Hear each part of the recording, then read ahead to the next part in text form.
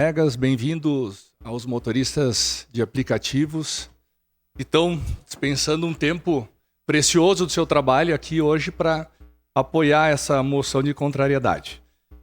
Os motoristas de aplicativo de transporte estão dando um recado bem claro para o governo com essa mobilização. Estado, não me atrapalhe, me deixe trabalhar em paz.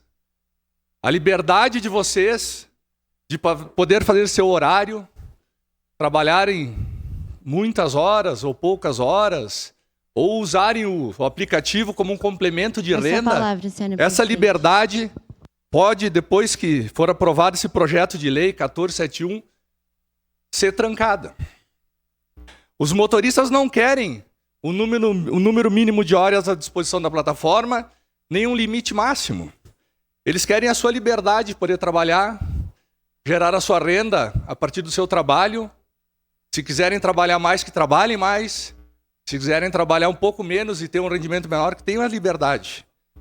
Sabemos que o governo, todas as regulamentações e regulações que o governo faz, atrapalham a vida das pessoas. Os motoristas não querem um sindicato tomando conta, não querem pagar um sindicato para tomar as decisões por eles. Eles querem só a sua liberdade.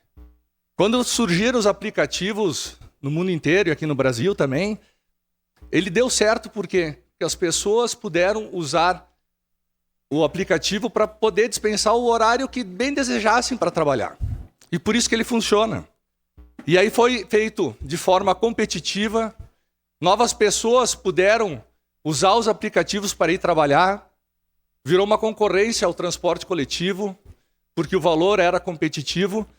E agora com a regulamentação, provavelmente a tarifa dos aplicativos vai subir de 25% a 30%. Tem uma faixa da população que provavelmente não vai mais conseguir utilizar esse serviço. Caindo o número de passageiros, diminuindo a rentabilidade e assim por diante. Então as pessoas querem a liberdade para trabalhar. O mundo do trabalho evoluiu.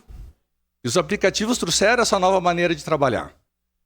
Então, o que poderá ter de consequência com essa regulamentação? Poderá perder competitividade, deixando mais caro, então menos pessoas vão usar. Poderá reduzir o número de passageiros, assim o mercado ficando menor, não vai ter serviço para todos, né?